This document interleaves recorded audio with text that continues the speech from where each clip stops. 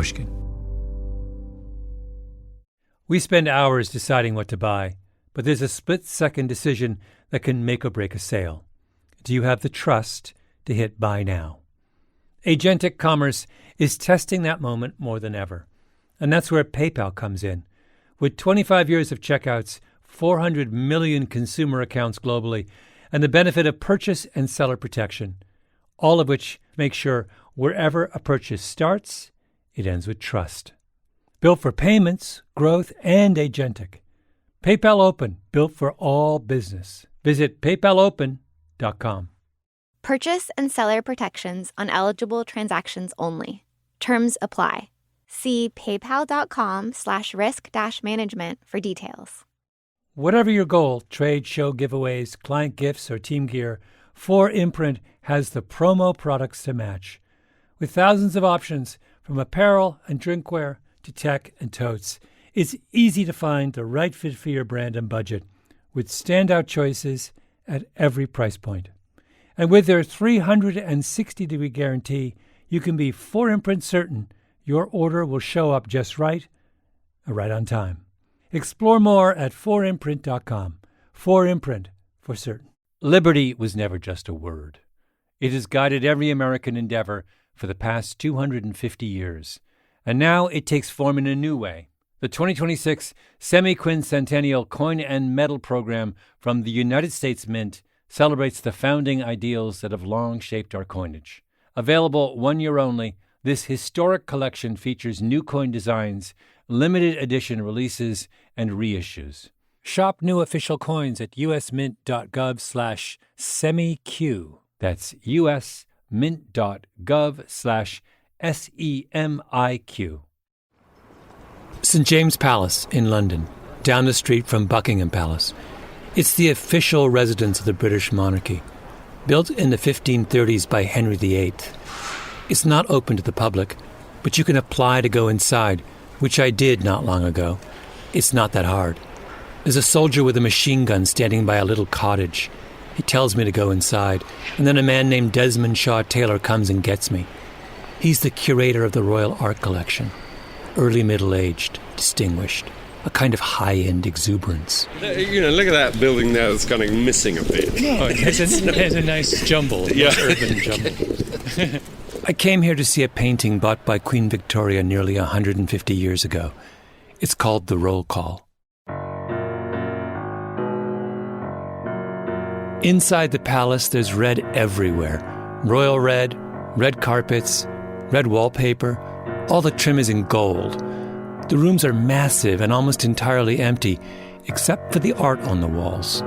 Enormous canvases, spanning many centuries everywhere. And in a kind of hallway, not far from the entrance, there it is. Roll Call, 1874. The absolute point of the roll call is that it has a single brilliant image idea. The painting depicts a group of British soldiers in the Crimean War, which is a war England and France fought against Russia in the 1850s. In Roll Call, there's just been a battle, and the soldiers are lining up in the grey light of morning to be reviewed by their commanding officer. We start talking about a particularly distinctive figure in the middle of the painting. Desmond has a flashlight in his hand because it's quite gloomy in the palace, of course. Palaces are supposed to be gloomy. He shines the light directly on the man's face. That's a brave young man who manages to stand upright. And this sort of encounter is suggestive of comradeship, isn't it? St. James Palace has dozens of war paintings. Handsome generals on white chargers, panoramic battle scenes, faceless soldiers in glistening uniforms. They're almost cartoons. But in Roll Call, the men are exhausted, wounded, defiant, bedraggled. It's real. And they are standing in a line, but they're not in a straight line, and they're not anonymous. Yes. So it's got one fantastic idea. Yeah. Thumph. My name is Malcolm Gladwell. You're listening to the first episode of my podcast, Revisionist History.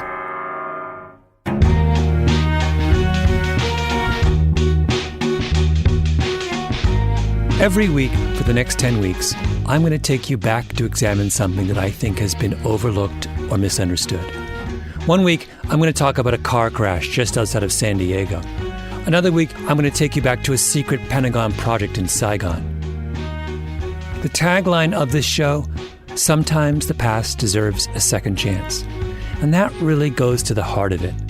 I think too often we make up our minds about something that has happened, and then we move on without pausing to ask, wait a minute, is that actually what happened? Do we really understand it?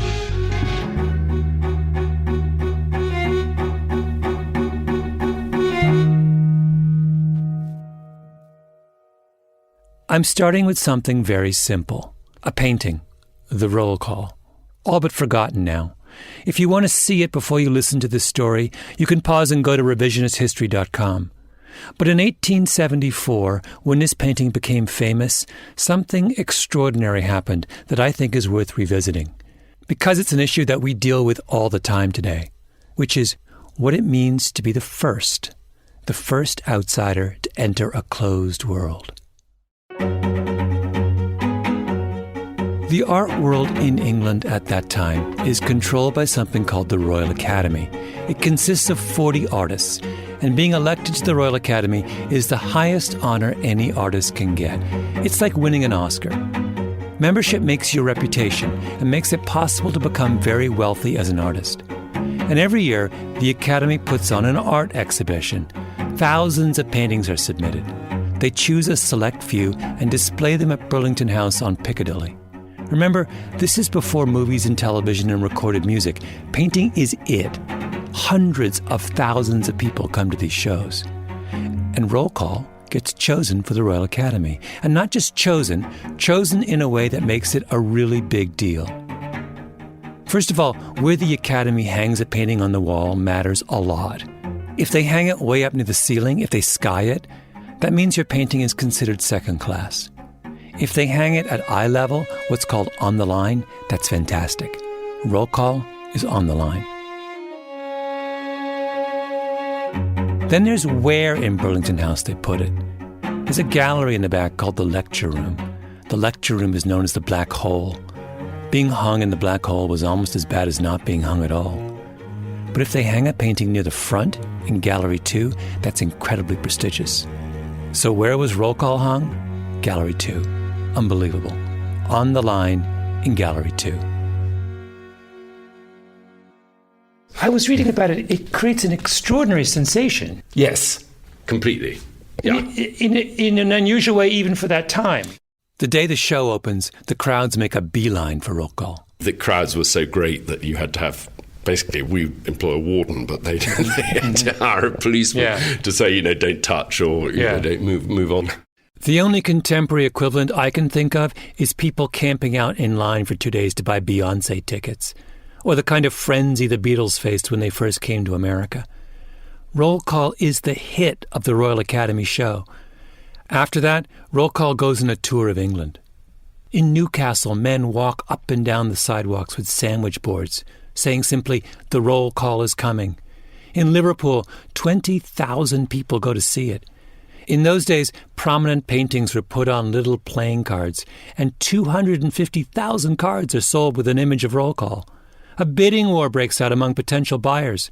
Finally, Queen Victoria, one of the greatest art collectors of her day, decides she absolutely has to have it, which is how it comes to hang in St. James Palace. Desmond Shaw Taylor must have seen roll call 1,000 times, but as he shines his flashlight over the artist's brushwork, it's like he's seeing it for the first time. He's excited about every little detail, even down to the soldier's shoes. That's pretty fabulous, isn't it? It's always so difficult to paint nothing in particular happening without overdoing it. And if you just get one grey colour and just a little bit of underpaint, and you just pick out the forms of the shoes, it's just very impressive. I'm enjoying looking at this. It's a remarkable story, but I've left out the most remarkable fact of all. The artist, an unknown, more importantly, a woman, at a time when the art world was overwhelmingly male. British women in the 19th century weren't even allowed to study fine art. It was a closed world. And suddenly, in the middle of that closed world, there enters a striking young woman named Elizabeth Thompson, raised in Switzerland by wealthy Bohemian parents, an outsider, and she breaks down the door. I've been fascinated by the story of Elizabeth Thompson for years, by roll call, and more particularly, by what happened to Elizabeth Thompson after the stunning success of her painting. What fascinates me is how her story is repeated over and over again. Once you know about Elizabeth Thompson, you see Elizabeth Thompsons everywhere.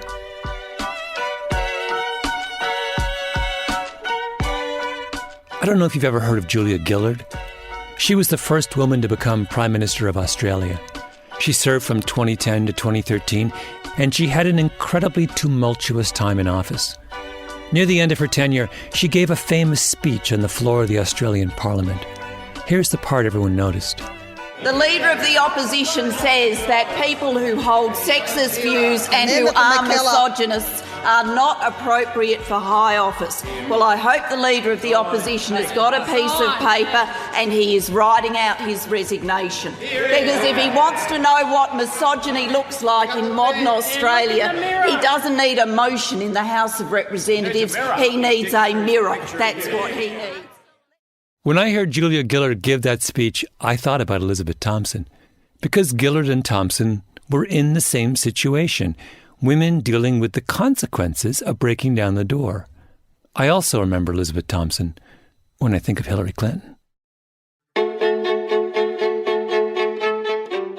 There's an idea that I think helps explain the phenomenon of Elizabeth Thompson and Julia Gillard. It's called moral licensing. It's a fairly new concept in social psychology. It was developed by a number of the best young psychologists in the field, chief among them Daniel Efron, who teaches at the London Business School. Here's the official definition of moral licensing.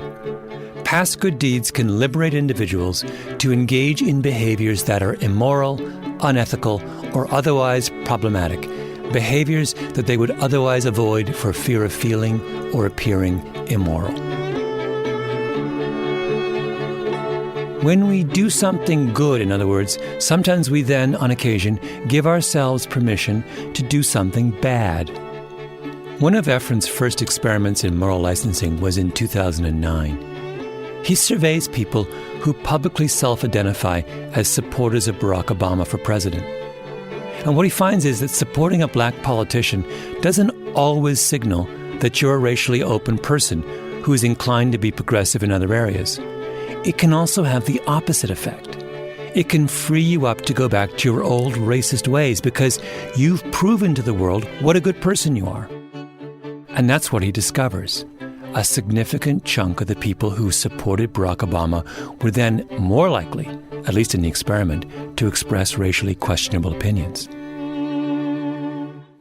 I was taken by this finding that people appear to be able to license themselves based on pretty paltry virtues. I met Efron in his office in London, up near Regent's Park.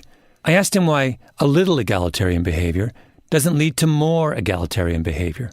Why don't good deeds just lead to more good deeds? So your question is about when does evidence that I'm virtuous lead to more virtuous behavior versus when does evidence of virtue lead to less virtuous behavior? When does doing good lead to doing bad, and when does doing good lead to doing more good? This is the million-dollar question in this literature, and it's been a puzzle. All we know is that human beings go both ways. After a good deed, they sometimes follow a virtuous trajectory, and sometimes they don't. There's what happens after Jackie Robinson broke the color line in 1947, becomes the first ever black professional baseball player. Within 5 years, there are 150 black ball players in the major leagues. I think that's what we expect. It fits our romantic notions of progress. The door opens for one person, and soon it opens for everyone. But what we have to understand is that a lot of times the opposite happens. The door opens for one person, and they're the only one to slip in. Those who open the door then feel free to close it again for everybody else. A couple years ago, the Israeli author Amos Ilan wrote a history of the Jews in Germany called The Pity of It All. It's a fascinating book for precisely this reason. Because what Ilan is interested in is the great paradox of Germany's history with the Jews. Here we have a country that committed the greatest historical atrocity against the Jewish people.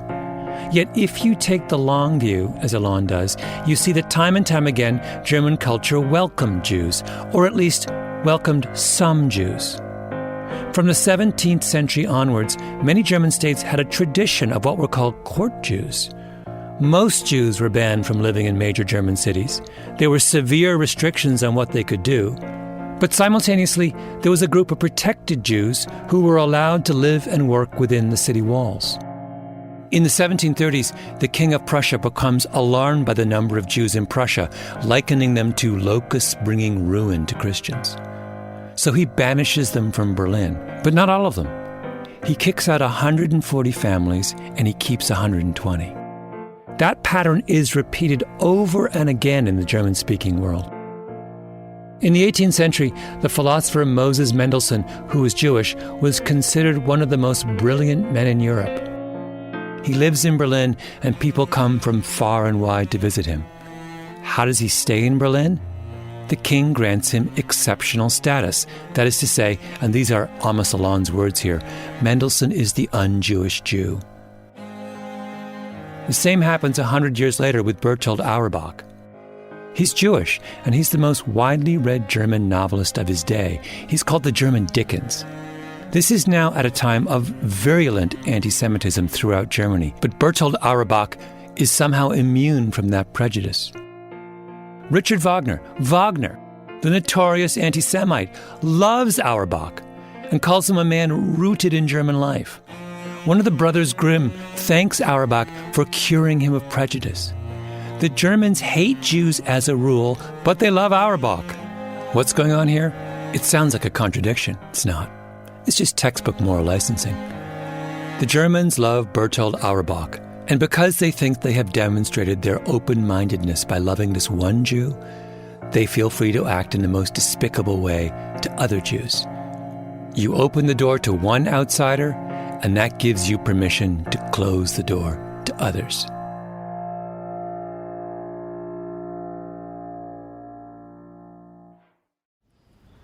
After seeing Roll Call at St. James Palace, I went to the Tate and sat on a little bench outside the Turner Gallery with Paul Usherwood. Usherwood is an art historian who has written extensively on Elizabeth Thompson. In fact, I first learned about Elizabeth Thompson because I stumbled across an absolutely brilliant article by Usherwood in the Woman's Art Journal. It was called Elizabeth Thompson Butler, A Case of Tokenism. Usherwood is wispy and tweedy in the best possible English way. I imagined that after our chat, he would go straight home, spend an hour in the garden, then go for a brisk walk across a few soggy fields with the dogs.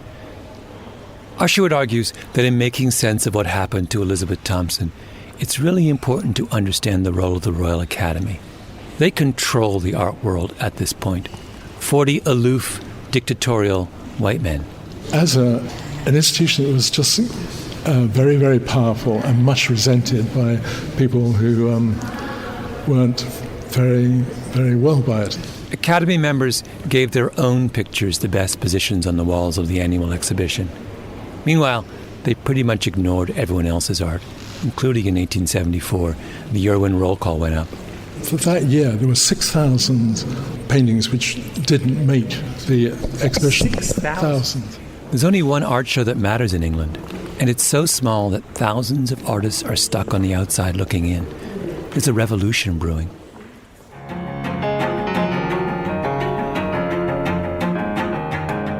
So along comes Elizabeth Thompson, a woman, an outsider, with an absolutely brilliant painting, and the Academy hangs it on the line in Gallery 2. And everyone thinks this is a sign that the Academy is finally opening its doors. To what? To the Holy Grail, membership in the Royal Academy itself. It seems destined to happen. One of the most prominent art critics of the day writes in the Daily Telegraph that Roll Call's success proves that, and I'm quoting here, real genius has no insurmountable obstacles in the English art world. In short order, Thompson is nominated for election to the Royal Academy. She's one of the most famous artists in England. She has a huge public following. Every artist in the country is riveted by her candidacy. And what happens? She loses, but by just 2 votes. It doesn't feel like the end. Everyone says this is progress. Here we have a young artist still in her 20s, and on her first try, she comes within a hair's breadth of acceptance into the old boys club. Everyone thinks that she's going to be a lock for election the next time round. They look at her and they say, Elizabeth Thompson, pioneer. But then Thompson submits another painting to the Academy. Another brilliant painting called Quatre Bras, a depiction of the Battle of Waterloo. By that time, she's a celebrity and has fantastic assistance from the army. 300 soldiers at one point are paraded so she could paint that picture. This is in 1875, the year after Roll Call's triumph. So what happens to Quatre Bras? What they do is they stuff it away in an obscure corner, so it's quite hard to see. Thompson's new work is hung in the lecture room, at the back, the Black Hole. And the Black Hole is where her election to the Royal Academy also goes. Remember, she was within 2 votes of getting in, and everybody said she's a lock for the next time round. But she isn't. There is no next time around. Instead, the male Academy members have these absurd internal conversations about how it would work if a woman ever got elected. What about the etiquette? At the banquet, how would that be arranged? Who would bring in, it was the thing for the male academician to escort a woman into the banquet, but how would that work with a woman? They fussed about it. They tied themselves in knots at the thought of a woman entering their club. So the Academy members passed new regulations to limit the privileges of any women who might get elected in the future. Because they've proven their bona fides. They hung Roll Call on the line in Gallery 2. Who can doubt how open and progressive they are? Now they can go back to the way they were. In 1881, Elizabeth Thompson paints what might be her most famous painting, Scotland Forever. It's a thrilling depiction of a charge of the Scots Greys at Waterloo in 1815. Scotland Forever is never shown at the Royal Academy, and Thompson doesn't even try again to get elected. She can read the writing on the wall. In fact, no woman would be elected to the Royal Academy until 1936, more than half a century later. As for Thompson, she married an army officer named William Butler. She changed her name. She raised 6 children. Her career took a backseat to her husband's. When he writes his memoirs, he doesn't say a word about her, his own wife, one of the most famous artists in England. His autobiography, 455 pages. She's not mentioned in the index. He mentions that he was married. He mentions that he did have children. And that's it. And when she writes her memoirs, she acts as if the whole incident with her near election to the Royal Academy never happened. Today, people would write an entire book about it. But she's been defeated, and she knows it. Here's all she says. As it turned out, in 1879, I lost my election by 2 votes only. Since then, I think the door has been closed. And wisely. That's the part that always gets me. And wisely. She's given up. Liberty was never just a word. It has guided every American endeavor for the past 250 years.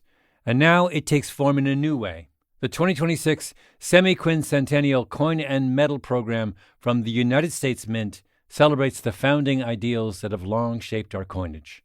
Available 1 year only, this historic collection features new coin designs, limited edition releases, and reissues. Shop new official coins at usmint.gov/semiq. That's usmint.gov/SEMIQ.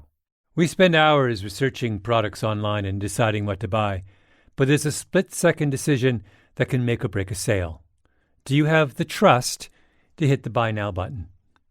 The way we discover and compare things is evolving, happening faster and influenced by new forms of intelligent advice. But the underlying trust question doesn't go away. If anything, it's more important than ever. That's where PayPal comes in. For more than 25 years, they've been a trusted way to pay. And now PayPal can make the agentic era of commerce work for merchants, letting them maintain control of their brand, their customer relationships, so even as the way we shop changes, the moment that matters most still feels familiar and deeply dependable. Built for payments, growth, and agentic. PayPal Open, built for all business. Visit paypalopen.com to get started. Purchase and seller protections on eligible transactions only. Terms apply. See paypal.com/risk-management for details. Whether you're planning a big event, launching a new campaign, or just stocking up on team gear, finding the right promotional products makes all the difference.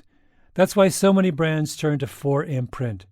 They offer thousands of options, from on-trend apparel and premium drinkware to tech, totes, and giveaways, so you'll find the right fit for any audience, purpose, or budget. You can customize it all: your logo, your message, your look, and many items come with no setup charge to help you save. And if you're really watching the bottom line, you'll find standout choices at every price point so you can make a real impact while staying on budget.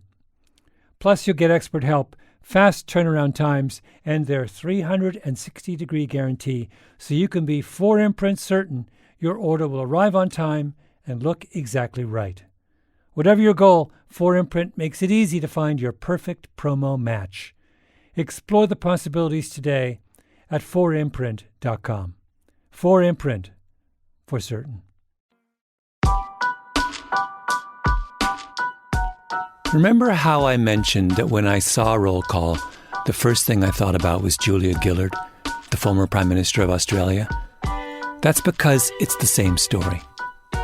Gillard's election was a milestone in Australian history, the same way it would be for any country. Australia had been an independent nation for more than a century. 110 years of uninterrupted male rule. And that came to an end in 2010 with this funny, whip-smart, tough woman. In former British colonies like Australia, the representative of the British Crown is called the Governor-General. And the Governor-General is the person who swears in the new Prime Minister. When Gillard stands up to take the oath of office, it's a doubly incredible moment. What made it loom large for me that day is our Governor-General at that time was the first woman to ever serve as Governor-General. This is Julia Gillard telling the story. And I could see in her face and in her eyes, this incredible shock or delight that she was going to be the person to swear in the first woman Prime Minister. I, Julia Eileen Gillard, duly affirm and declare that I will well and truly serve the Commonwealth of Australia. And, she subsequently said to me, look, I didn't think I'd live to see it. I didn't think I'd live to see the day our nation had a female Prime Minister. It's a big deal. And Gillard, like many at the time, thinks that Australia has undergone a permanent transformation. And she also thinks that after the novelty of her election passes, she'll just be Prime Minister Gillard. The fact of her gender will become unremarkable, the way the fact of a baseball player's race is now unremarkable. If you'd asked me then, that all would have played itself out in the first few months, and then I thought sort of the political cycle would go back to normal. And I made that judgment call spectacularly wrong. When was the first moment that you realised you were wrong? Oh, look, I don't think it was it wasn't the thud of a penny dropping in my brain, but it just became clearer and clearer, particularly by the time we were in the government's second year and we were putting a price on carbon, and the campaigning against that by the opposition and in the community was getting hotter and shriller. It was in the course of that the gendered stuff really started to show. Things got ugly. You're the people that elected this bloody bitch in. Get the witch! Get the witch! Get that down! Get that down! Her opponents would circulate lewd sexual cartoons of her. She would be referred to in the newspapers as Julia, as if she was a reality TV star and not the head of state. The media would constantly refer to the outfit she wore, or how much cleavage she showed, or the tone of her voice. The CEO of a major Australian company publicly called her an unproductive old cow. One restaurant offered on its menu Julia Gillard Kentucky Fried Quail, small breasts, huge thighs, and a big red box. Was there any particular moment or thing said that hurt you the most? I mean, it's obviously not a good thing to look out on a scene of protesters and see yourself described as a bitch and a witch and things like that. But for me, actually, the worst moment in my Prime Ministership was not in and of itself a gendered remark, but came from a shock jock. She's talking about the Rush Limbaugh of Australia, a major radio personality who hosts a fundraiser for the Conservative Party, the other party, not Julia Gillard's. And I had recently lost my father. My father died while I was Prime Minister, and he said to this audience that my father had died of shame because he was ashamed of me as Prime Minister. I mean, that was the worst. Oh, wow. Yeah. That's appalling. It is appalling. It is appalling. And, you don't expect to have to do that in your life, and you don't expect that, someone like my mother, who's just a lovely woman and a great Australian citizen, should have to tolerate that being said about the husband she's just lost. Why do you think that intelligent, educated members of a progressive country feel they can get away with such vile behaviour? Because they've just elected a woman. They've proven their progressive bona fides, ending 110 years of patriarchy. When the female Governor-General swears in the female Prime Minister, Australia has a collective lump in its throat. But then what happens? Moral licensing happens. And of course, Gillard can't fight back, can she? Until the very end of your tenure as Prime Minister, you keep a pretty stiff upper lip about this. Yes, I think I did. Tell me about that, about your decision of how to handle it. I mean, some of it's innate, some of it's just me, and then I also took a deliberate decision that, if you looked like you couldn't take it, if you looked upset, then that would be used against me personally, but more importantly against women generally, that there would have been people muttering to themselves, knew women weren't up for this, knew they couldn't take it when the going got tough. Then, near the end of Gillard's time in office, a prominent member of her own party, the man she's chosen to be Speaker, is found to have sent sexist text messages. And, incredibly, her critics come after her, Gillard. They accuse her of condoning sexism because she's associated with this man. She sits in her office in disbelief. I don't want to use any bad language to you, but I did have just going through my brain, for heaven's sake, and the word I was thinking wasn't heavens, but for heaven's sake, I cannot believe that after everything I've had to listen to, now I'm somehow, going to walk into a parliament and people who have used gendered insults against me are now somehow going to try and give me a lecture on sexism. Like, the injustice of this was just boiling in me. So that day, in Parliament, she stands up and gives her famous misogyny speech. It's addressed to her harshest critic, the leader of Australia's opposition, a man named Tony Abbott. Gillard just starts listing all the things Abbott has said and done to her and other women over the years. She lets him have it. I was very offended personally when the Leader of the Opposition, as Minister for Health, said, and I quote, "Abortion is the easy way out." I was very personally offended by those comments. You said that in March 2004. I suggest you check the records. This is live on the floor of Parliament. If you watch the video, Abbott's sitting right in front of her. She's dressing him down to his face. And the longer she goes on, the more he shrivels and shrinks. I was also very offended on behalf of the women of Australia when in the course of this carbon pricing campaign, the Leader of the Opposition said, when the housewives of Australia need to do what the housewives of Australia need to understand as they do the ironing. Thank you for that painting of women's roles in modern Australia. And then, of course, I was offended too by the sexism, by the misogyny of the Leader of the Opposition catcalling across this table at me as I sit here as Prime Minister. If the Prime Minister wants to, politically speaking, make an honest woman of herself, something that would never have been said to any man sitting in this chair. I was offended when the Leader of the Opposition went outside in the front of Parliament and stood next to a sign that said, "Ditch the witch." I was offended when the Leader of the Opposition stood next to a sign that described me as a man's bitch. I was offended by those things. Misogyny, sexism, every day from this Leader of the Opposition. Every day, in every way, across the time the Leader... This was 2012. It was practically yesterday. At her last news conference as Prime Minister, Gillard says, "What I am absolutely confident of is that it will be easier for the next woman and for the woman after that and the woman after that, and I'm proud of that. But forgive me for being a little less optimistic than she was." The difference between Julia Gillard and Elizabeth Thompson is that Thompson never had the chance to give a speech like that on the floor of Parliament. She went away quietly. Gillard got the chance to stand up and to be heard, and I suppose that's progress. But the underlying dynamics these two women faced, are they all that different?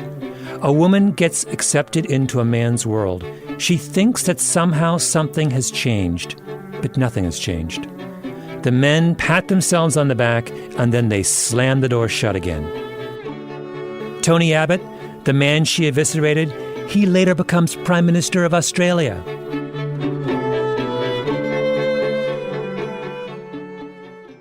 By the way, here's a partial list of the countries that have had one and only one female leader. Open the door, pat themselves on the back, close it again. Ready? Brazil, Germany, Costa Rica, Croatia, Nicaragua, Latvia, Panama, Bolivia, Ecuador, Pakistan, Poland, Turkey, France, Canada, and of course, Australia. Makes you wonder about Hillary Clinton, doesn't it? She's not going to have it easy.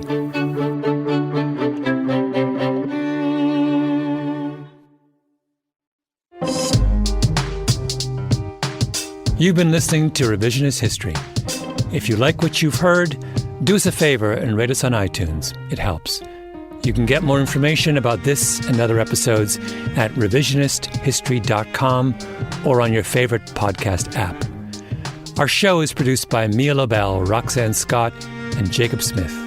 Our editor is Julia Barton. Music is composed by Luis Guerra and Taka Yasuzawa.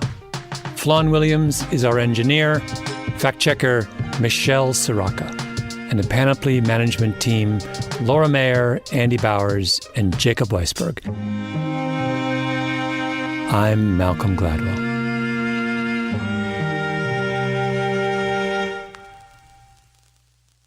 We spend hours deciding what to buy, but there's a split-second decision that can make or break a sale. Do you have the trust to hit buy now?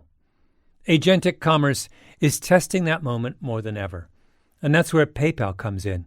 With 25 years of checkouts, 400 million consumer accounts globally, and the benefit of purchase and seller protection, all of which make sure wherever a purchase starts, it ends with trust. Built for payments, growth, and agentic. PayPal Open, built for all business. Visit paypalopen.com. Purchase and seller protections on eligible transactions only. Terms apply. See paypal.com/risk-management for details. Whatever your goal, trade, show, giveaways, client gifts, or team gear, 4imprint has the promo products to match. With thousands of options, from apparel and drinkware to tech and totes, it's easy to find the right fit for your brand and budget, with standout choices at every price point. And with their 360-degree guarantee, you can be 4imprint certain your order will show up just right on time. Explore more at 4imprint.com. 4imprint for certain. Liberty was never just a word. It has guided every American endeavor for the past 250 years. And now it takes form in a new way. The 2026 Semi-Quincentennial Coin and Medal Program from the United States Mint celebrates the founding ideals that have long shaped our coinage. Available 1 year only, this historic collection features new coin designs, limited edition releases, and reissues. Shop new official coins at usmint.gov/semiq. That's usmint.gov/SEMIQ.